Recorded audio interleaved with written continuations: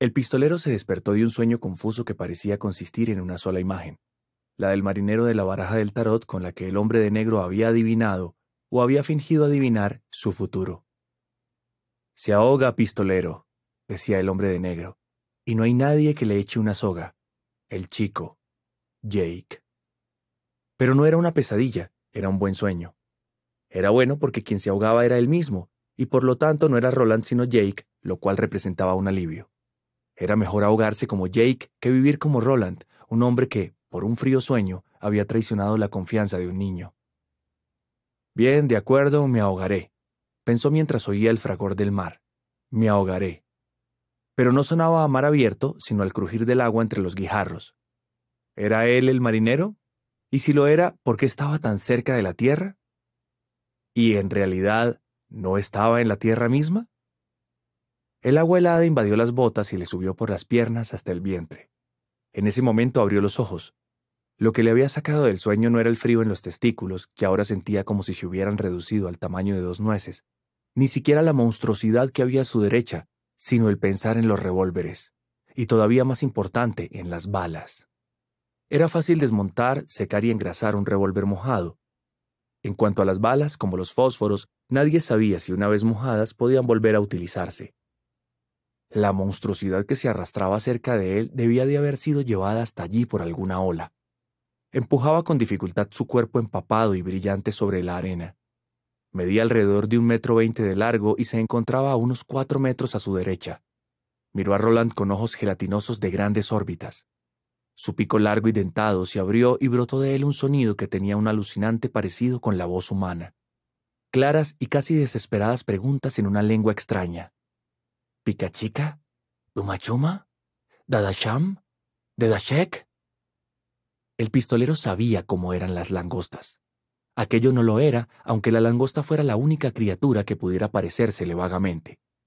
No parecía temerle. El pistolero no sabía si era peligrosa.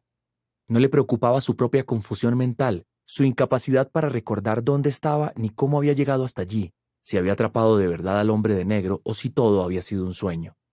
Solo sabía que debía apartarse del agua antes de que se mojaran las balas. Oyó el rechinar y el rugir del agua y desvió la mirada de la criatura, que ahora estaba parada y alzaba las pinzas que había usado para arrastrarse, mostrando un absurdo parecido con la postura que adopta un boxeador antes del combate que, tal como les había enseñado Cort, se llamaba postura del honor, hacia la ola entrante cuajada de espuma.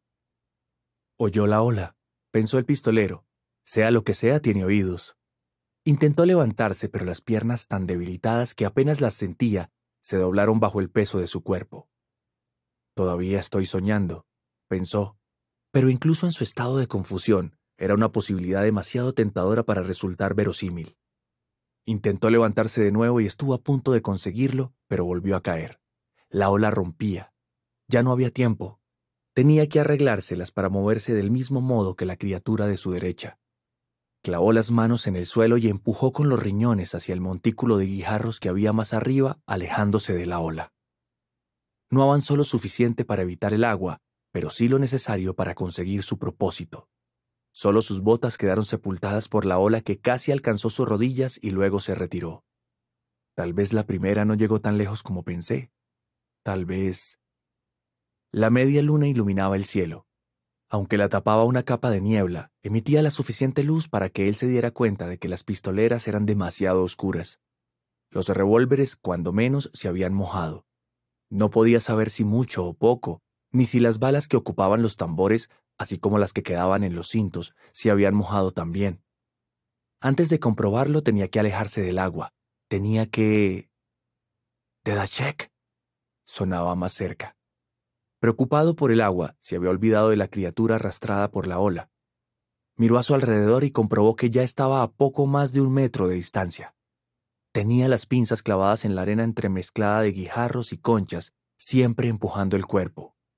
Se alzó sobre las patas, pareciendo por un momento un escorpión, pero Roland no vio aguijón alguno al final del cuerpo.